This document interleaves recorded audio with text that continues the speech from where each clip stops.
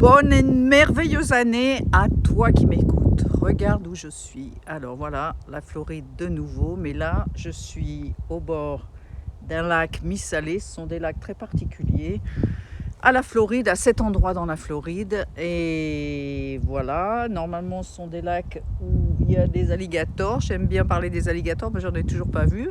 Prévenez-moi si vous en voyez un qui arrive derrière moi. Bon, d'accord, je rigole. Évidemment. Je vais aller à la plage, mais je voulais te faire voir à quoi ça ressemble avec ces magnifiques pins. Bon, j'ai mon fidèle vélo. Voilà, je voulais te remercier, toi qui m'écoutes, parce que je voulais te dire que le fait d'avoir fait toutes ces vidéos depuis plusieurs mois, je me rappelle même plus quand est-ce que j'ai commencé, mais c'est pas grave. Le fait d'avoir fait ces vidéos depuis plusieurs mois, ça m'a permis de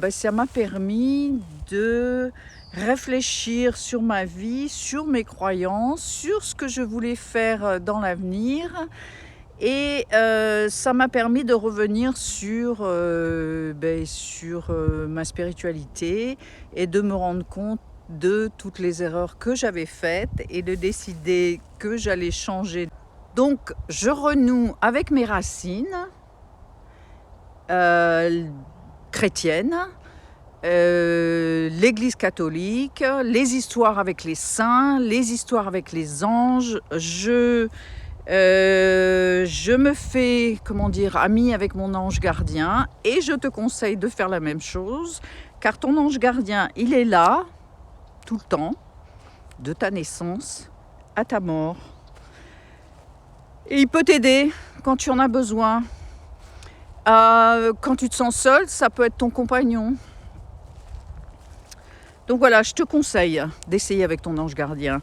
Il y a beaucoup d'explications, de vidéos, etc.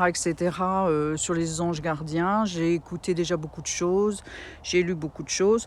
Si tu as besoin d'informations là-dessus, pose-moi la question dans les commentaires en dessous. Et je te donnerai des liens qui peuvent t'intéresser. Donc voilà, je renoue avec ma foi chrétienne et ça fait beaucoup de bien. Donc je prie chaque jour et ça me fait aussi beaucoup de bien. Quelquefois même, bon. Alors on va peut-être parler de ce qui s'est passé là, c'est des pratiquement 3 dernières années maintenant. Moi j'ai eu beaucoup de mal, hein. On m'empêche de respirer comme je veux, on m'empêche de sortir comme je veux, on m'empêche de faire ce que je veux et c'est un gouvernement qui t'empêche de faire ça sous prétexte qu'il y a un virus super dangereux alors que tu vois personne qui meurt à côté de toi. Bon, enfin bref, je vais peut-être pas revenir là-dessus, mais enfin en tout cas moi j'ai eu beaucoup de mal. Et je continue à avoir du mal avec les gens que je vois là en ce moment qui se remasquent. C'est comme si, ils ne pouvaient, ils n'attendaient que qu'on leur dise ce qu'on doit faire dans la vie. Donc je trouve ça insupportable. Je trouve ça insupportable qu'on se sente,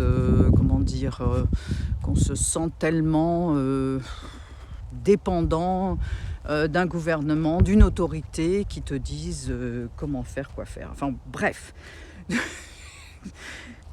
Tout ça pour te dire que j'ai beaucoup de mal à supporter les gens que je rencontre qui ont leur masque de canard, là, parce qu'en ce moment, c'est les masques de canard là, dans les boutiques et tout. Surtout qu'ici, on n'est pas du tout obligé. Voilà. Donc, ils le choisissent librement. Enfin, ils croient que c'est librement. Et donc, ça m'a énervé pendant des mois et des mois. Et en fait, je prie maintenant. Alors je dis tout simplement Notre Père ou je vous salue Marie plusieurs fois, souvent avant de rentrer dans un magasin pour me calmer les nerfs. C'est comme ça que j'utilise. Donc voilà, je voulais juste te faire part de ça. J'en suis surprise moi-même. Je ne m'attendais pas du tout à vivre quelque chose comme ça. Tiens, je regarde là. Je voulais te montrer à quoi ça ressemble derrière toujours. Oui. Ah, donc je perds ma tête. Je perds ma tête. Donc voilà. Donc je prie et ça me fait du bien, ça me calme, ça me donne plus de compassion pour les autres parce que ce que je vois vraiment c'est leur peur, quoi, hein. Leur peur, leur hésitation. Bon, et on peut parler encore de beaucoup d'autres choses, mais là je vais me diriger vers un autre endroit pour te montrer à quoi ça ressemble. Alors voilà l'autre endroit que je voulais te montrer en fait, c'est un autre coin du lac. Le même lac, mais avec des arbres particuliers qui s'appellent les cyprès chauves et qui ont des gros bulbes, hein, qui poussent dans l'eau. Et ce sont des arbres qu'on voit beaucoup en Louisiane, bien entendu, et dans les endroits marécageux. Donc tu vois là, ça serait le parfait endroit pour un crocodile, mais bon, j'en ai pas encore vu. Je reprends mon histoire avec la religion. Ce que je me suis rendu compte aussi, ce dont je me suis rendu compte aussi, c'est que, eh bien, nous, dans les pays de l'Ouest, on dit Western countries, on est fasciné par la religion qui vient des pays asiatiques, donc le Bouddha. Et après, j'ai regardé, puisque je relis en fait la vie de Jésus par les différents apôtres. Ça faisait longtemps que je ne m'étais pas penchée dessus, donc je redécouvre des choses. Et bien entendu, sa naissance, hein, bon, il est né, non seulement il est né pauvre, puisque bon, il est né dans une mangeoire, dans une étable, il n'y avait pas d'autre endroit pour lui. Donc il y a une relation avec la pauvreté, beaucoup. Et quand on regarde la vie de Bouddha, c'est le contraire. Le Bouddha, il est né avec une cuillère en argent dans la bouche, comme on dit. Alors que Jésus, pas du tout. Je me suis donc rapprochée de ma civilisation d'origine. Et quand je regarde la différence entre les histoires de Bouddha et de Jésus, c'est quand même énorme. Bouddha est né avec une cuillère en argent dans la bouche, un prince qui a renoncé à toutes ses richesses, mais regardez la vie de Jésus, complètement différente.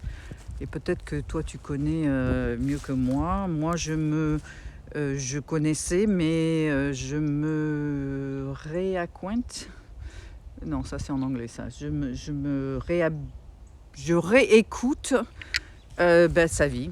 Donc, l'histoire avec la religion, moi, je fais ami de nouveau avec ma religion d'origine et aussi mes origines, hein, tout court, puisque moi, mon histoire, c'est pas l'histoire avec Bouddha qui était né prince et qui a dû renoncer à toutes ses richesses, mais c'est plutôt l'histoire avec Jésus, hein, qui est né pauvre et qui est devenu ce qu'il est devenu avec l'influence que ça a sur toute notre culture.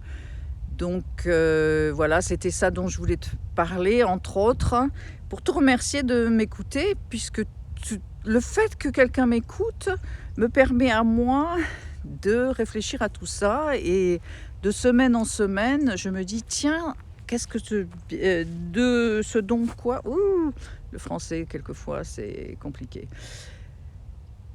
Qu'est-ce que je vais bien pouvoir leur dire? Merci encore, parce que le fait que tu m'écoutes, ça me permet à moi de réfléchir à toutes ces questions. Et ce sont des questions qui sont extrêmement importantes, bien entendu. Ça a toujours été d'une très grande importance dans ma vie, la spiritualité. Et là, je sens que ça se précise et que c'est plus clair et plus honnête pour moi que ça ne l'a jamais été. Donc, ce que j'espère, c'est aussi que pour toi, ça soit le cas. Parce qu'on a tous besoin, surtout en ce moment. Et ouais, parce que c'est pas fini leurs histoires. Donc je pense qu'on a besoin de... Tiens, il y a une chose aussi dont je t'ai pas parlé, c'est que jusqu'à il y a très peu de temps, moi, le diable, le malin, Belzébuth, Lucifer, tout ça, ça me faisait bien rigoler en me disant, bon, c'est comment dire, comment on dit, une figure d'une façon de parler, quoi. Hein. C'est un symbole, mais ça n'existe pas. Et là, je dois dire qu'avec ce qui se passe ici aux États-Unis, la folie totale dans laquelle je voulais te montrer la dune, dans laquelle certains sont partis, sur les transgenres, sur opérer les enfants dès l'âge de... Ça a commencé dans certains endroits, 8 ans, 11 ans, 12 ans, sans prévenir leurs parents. Enfin bon, des histoires vraiment de folie complète. Quand tu entends certaines personnes parler, bon, là, j'ai changé d'avis sur le diable. Et en tout cas, il est clair que il y a le bien et il y a le mal, et que bon, c'est pas tout pareil, et qu'il y a des vérités comme ça qui sont évidentes. Donc, il y a le bien d'un côté et il y a le mal de l'autre. Et pour moi, j'ai senti la nécessité de me rapprocher du bien. Un petit peu lourd, hein, le bien, le mal, Dieu, le diable. En attendant, je vais t'emmener, on va prendre ce chemin, je t'emmène sur la plage pour voir la mer. Arrivé sur la plage avec un soleil splendide, une mer d'huile, un sable comme du sucre en poudre ou de la neige, et il y a mon homme qui m'attend sur le bord. Lui, il est venu de l'autre côté avec son vélo. Moi, oh regardez.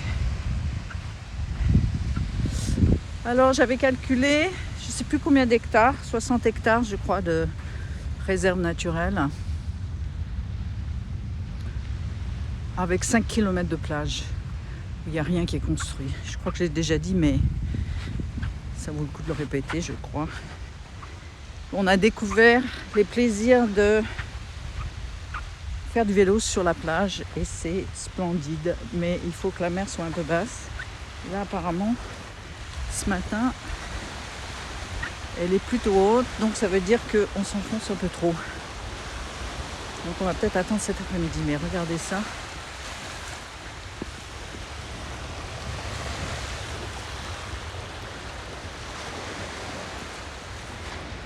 Regardez ce soleil magnifique.